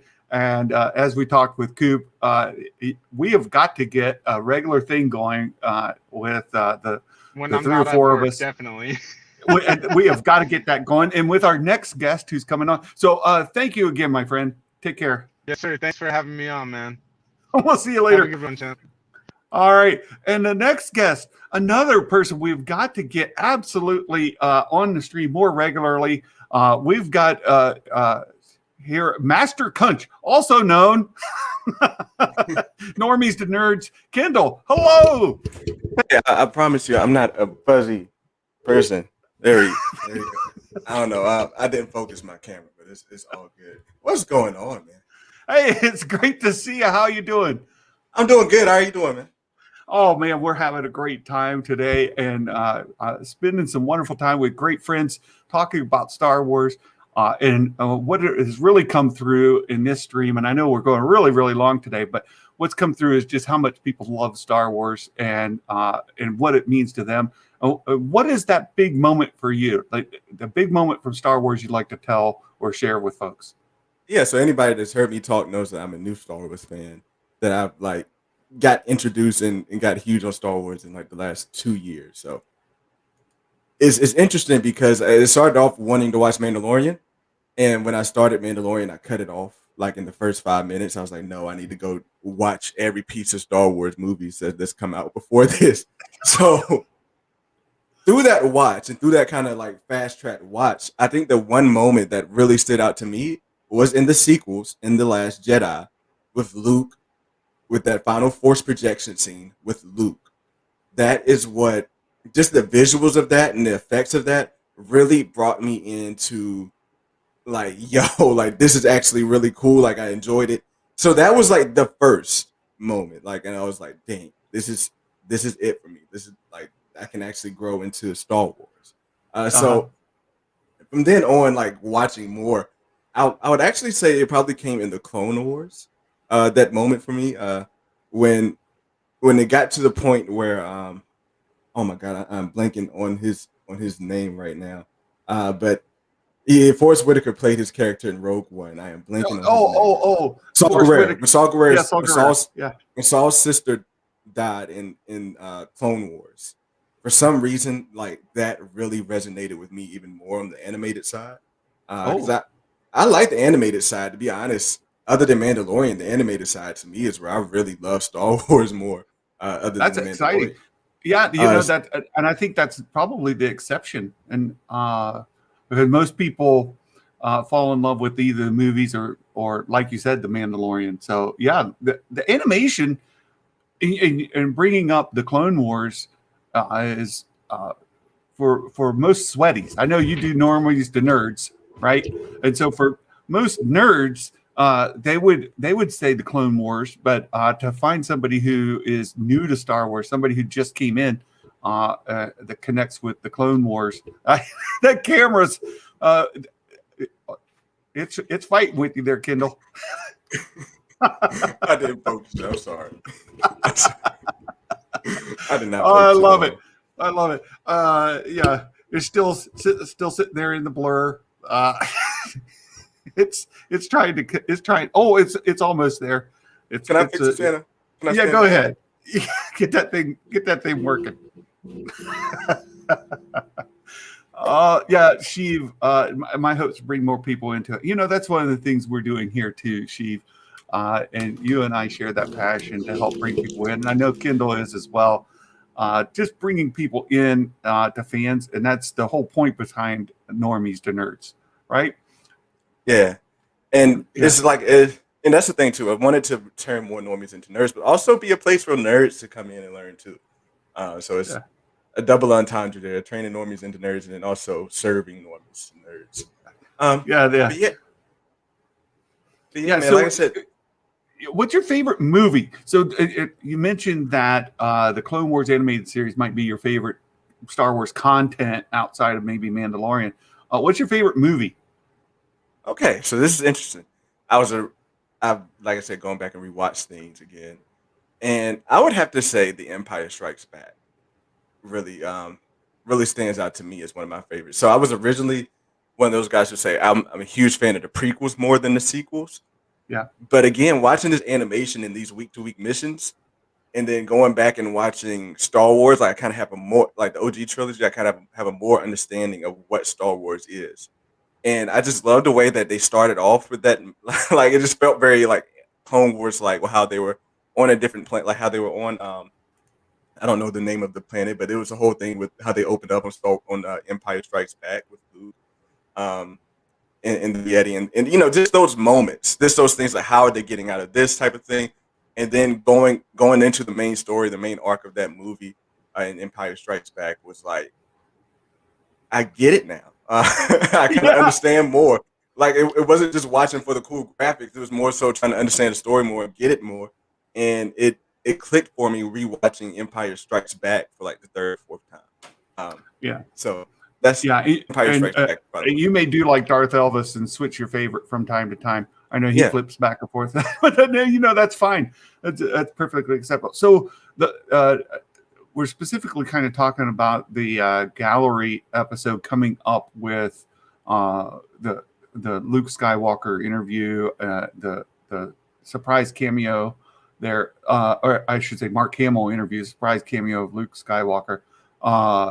And Ken Coop earlier said he thinks maybe they will introduce or announce a new series coming up. They're featuring Luke Skywalker and his Jedi Academy. I think Coop's he's on to something. I think so too. I like that idea of using that moment to catapult, like to bring that big announcement to say that, you know, Skywalker Academy is coming, because he's got Grogu, and I think that's where we would see Grogu grow more, is in the Skywalker Academy. So I think that Grogu tie-in would be perfect for the Skywalker Academy, and also seeing a young Kylo Ren, letting him get his shine and grow on folks through a series would be epic. So look, I wouldn't even care if it's animated. Like if it's animated or in live action, like whatever we get is fine with me. I love that. I love that thought that Coop put out there, and I think that's spot on. And Sheev's there. He's going to check Santa's bingo card here, bringing up the paper moon theory. So I don't know if you've kept up with that, Kendall. That last year, John Favreau said that the movie or the announcement, the I'm reading and it's mixing words. The Mandalorian was based. The story was based off of Paper Moon, and in the end of that, the orphan goes back to the father figure right at the very end, and doesn't stay with her family. And so, if Jon Favreau based the Mandalorian off of that story, then we would expect Grogu to go back to Din sooner rather than later. And I don't think he's going to hang out with Luke Skywalker in his academy very long. But we'll have to see. That could be an interesting way too for them to have it to be like Grogu was not there when Kylo pretty much screwed everything up there. Right. So, well, and they talked about Kylo being his first student in the academy, and so everybody was worried that Grogu was going to mess up that story arc. But if Grogu leaves before he starts the academy, then it could still work. So you got me thinking. So would that mean that maybe Luke gets a fear of training Grogu, and that we maybe even see more that Grogu is not like they fear that he has too much of an attachment, and they fear that it could be maybe another Anakin situation there? Like, well, that's what Ahsoka said. Right? Yeah, Ahsoka was like, "No, fam, I'm not doing it because I seen what happened before." And so, would Luke do the same? That's a good question. I want to say no. I want to say that it'll be Grogu's decision. That he is not, like, we already know he's kind of got this PTSD situation going on where he can't really connect with the Force, and he's kind of pushing that down. And I think the connection he's made with Din and is more meaningful to him, and he'll go back to Din for that reason, rather than Luke saying that he needs. Maybe Luke will be part of Grogu's PTSD therapy, right? To kind of bring him out of it. But yeah, I think that might be the case. Really good point, though. So and I can't wait to hear Grogu speak too. That's another thing. Let's hear Grogu say his first words. Well, that's right. We need to see that. And you bring up another point and talk about the animation. And Kyle brought up people like to hate on the animated Star Wars shows, but they're really, really good. The content we've been getting from the Bad Batch has been brilliant, and the Clone Wars was great. People have mixed feelings about Rebels, but there's some great Rebels episodes that are just some of the best Star Wars out there. But you mentioned that Luke's Jedi Academy perhaps being an animated series, and that's what I thought for a long time. Like, you could animate Luke and bring in Leia, Han, Chewie, and not be so dependent on the actors. And you've got out there Mark Hamill to do the voice acting for Luke, and perhaps some additional characters, and you could bring in voice actors to cover some of the others, and you could pick up from those stories in an animated form that I think would be absolute fire. Right, it'd be great stuff. Yeah, man. And I see Coop, he was talking about Sabine's Darksaber arc. I think Sabine's arc in Rebels is like, it was that moment when Saw Gerrera's sister died. I'm blanking on her name, but it's the moment when she died. Like that arc where I think it was the House of the Mandalorian when everybody got scorched by that weapon that Sabine made. That moment to me was like, okay, now Rebels is here. Now we're clicking on Rebels. Like, I even went and showed that episode to my wife. I was like, just watch this one as a standalone episode. Like, it hit. So I don't know. I think that they really have a good way, especially when the way people are liking animation right now. I think it's a great way for them to take advantage of that, like the wave that's coming on. I mean, we got What If. I'm an MCU sweaty. We got What If coming with animation.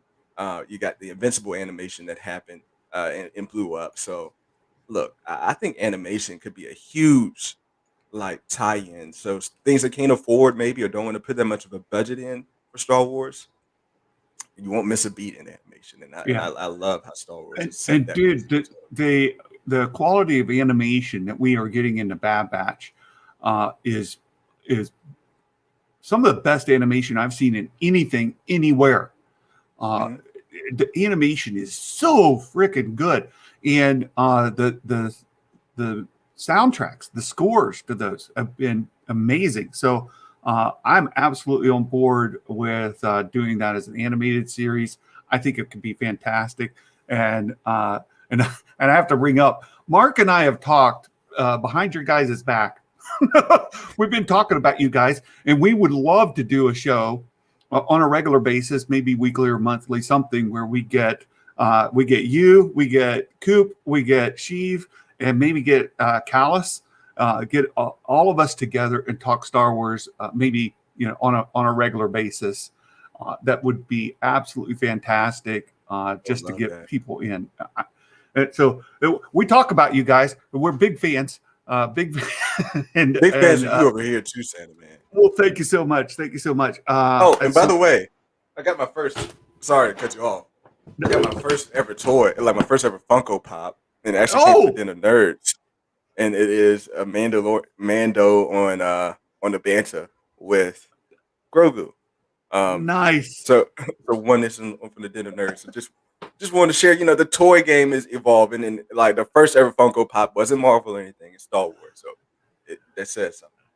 Very good. And Sheev's a big Funko guy too, right? He's a big Funko Pop guy, and I know he's going to give away all 5 members of the Bad Batch Funko Pops when he reaches 500 subscribers to his channel. So you got to get in on that Funko addiction, right? Yeah, man. Like it's got it going, man.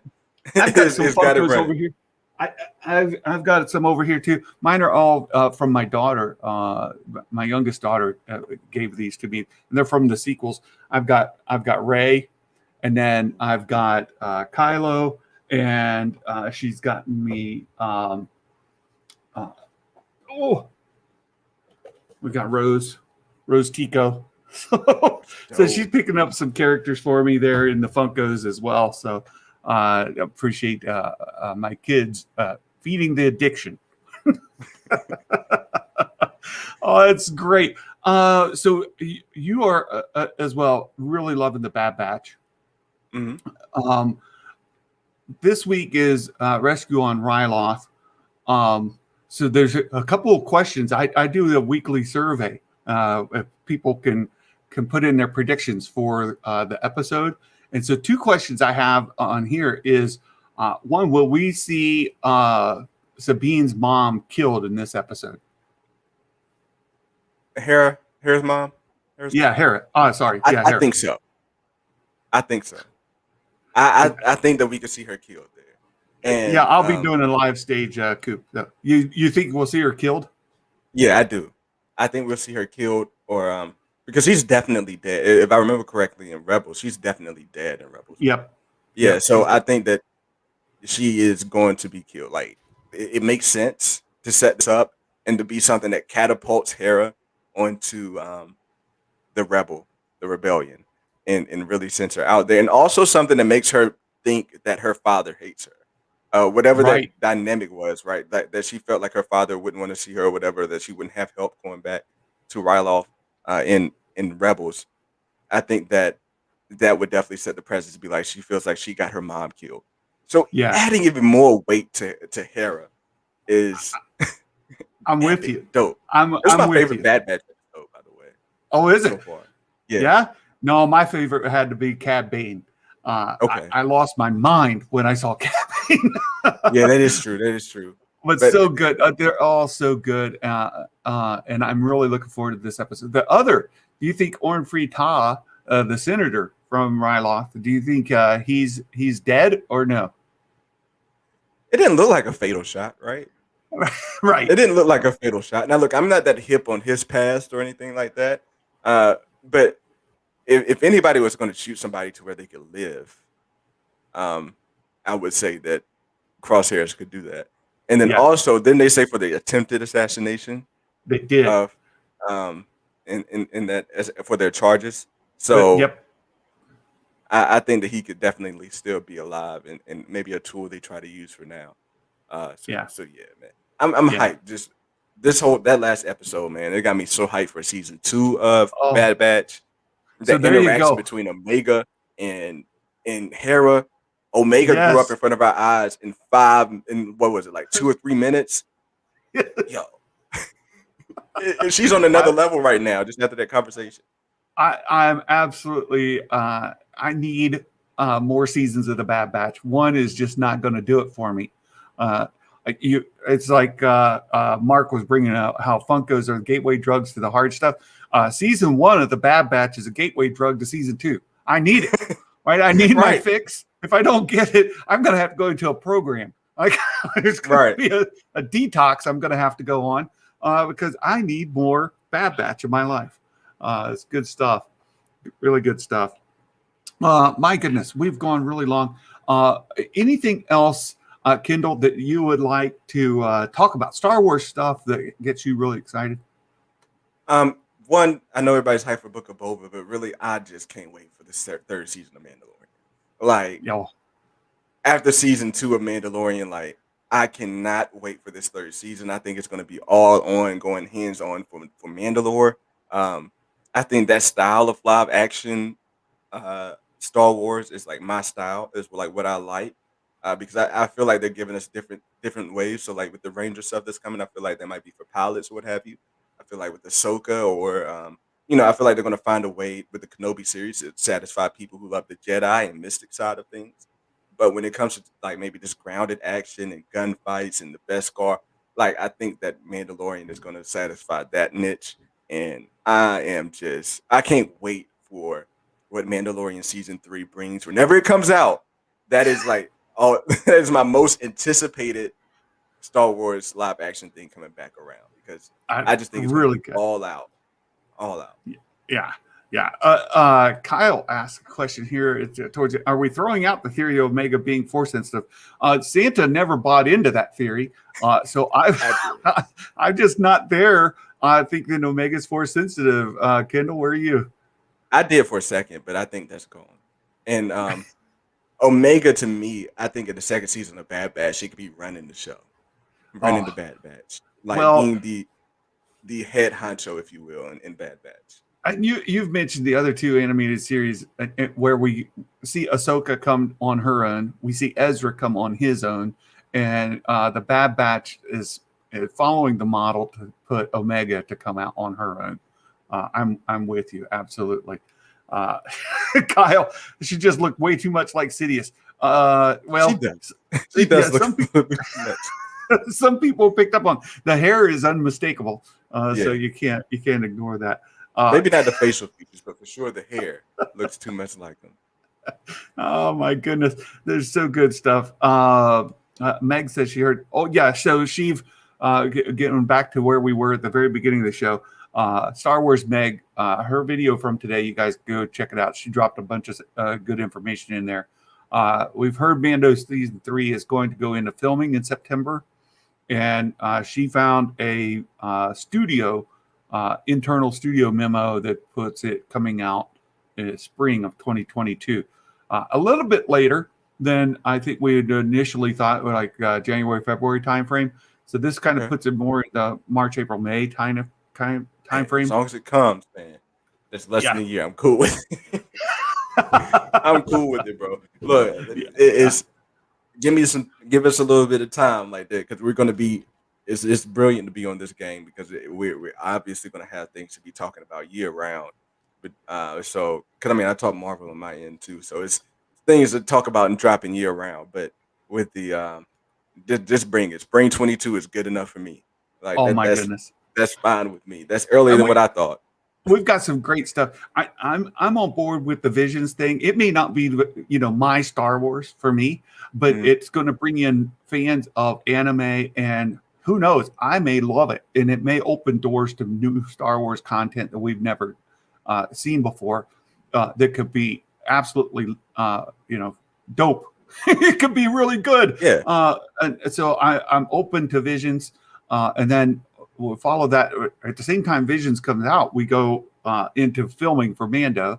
We get Boba 3. we've got Andor, and you mentioned Obi-Wan, and we've got all Andor, all these things coming out, and maybe we'll get an announcement. I love Coop's theory of maybe we'll get an announcement of Skywalker Academy series. Yeah. And I'm with you, Kendall, thinking that an animated Skywalker Academy could be the best of everything. Yeah. Now look, if Coop is right and they're talking about bringing in, doing this thing on Luke in live action, then that could make sense too for them to go that live action route because they're showing off how they're doing it. So they could try to push the boundary and have a whole live action show with that deep fake Luke that they did. Absolutely. But like I said, I would be here. Like I would just really be here for animated. Whichever. This is fun because Star Wars. My passion for Star Wars is growing very quickly, especially with Bad Batch just adding on to that. To where like now I'm starting to connect some dots and starting to really understand a bit more of everything. So it's my passion for Star Wars is growing immensely. You guys.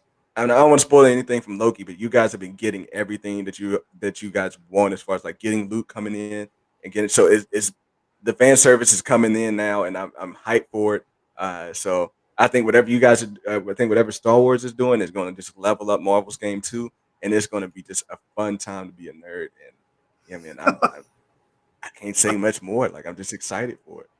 Well, hopefully Mrs. Claus and I will watch the Loki season finale tonight. We haven't seen it. I've been kind of trying to stay away from too many spoilers. You can't avoid all the spoilers because it's everywhere. But I've been trying to avoid too much. And I agree with you. The volume, huge praise to Jon Favreau for envisioning that and for Kathleen Kennedy to help make it happen. Because with the volume, we're going to get some of the best Marvel, some of the best Star Wars that we have ever seen, and potentially some of these, who knows what Disney will do with it. Right. It's going to be good stuff. And Callisto has been wonderful in the stream today. She's been putting links in here to everybody's channels. Callisto, I can't thank you enough. She's just another tremendous person in our community. Somebody who has been doing a ton for me that maybe many of you don't know. So Callisto, thank you so much. Fantastic friend and a behind the scenes kind of person who helps support the channel tremendously. So thank you so much. We've got the links in the chat. You guys please go check out all these content creators we've had on here today. And Mark and I have been trying to plan a way to get Kendall and Coop and Sheev and I together on a regular basis. Dude, we've got to make it happen. We've got to make it happen, Kendall. Yeah, let's talk about it. Let's talk about it. Make it happen. I know we're usually on opposite ends. I mean, I'm talking about lunch break now, but I know we're usually on opposite ends. You're in the mornings. I'm usually in the evenings.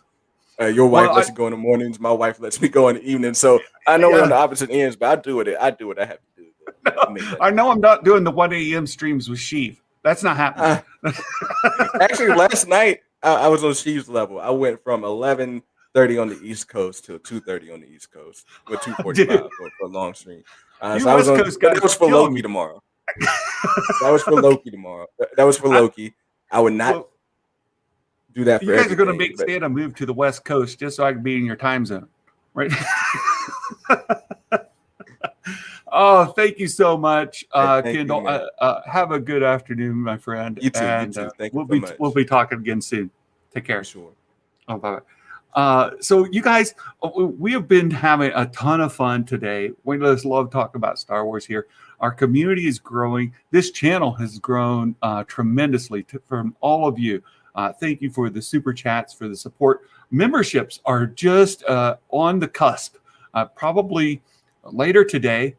Tomorrow, for sure, we will have memberships active. It takes up to 24 hours to get that reviewed, and I submitted it for review before we came live today.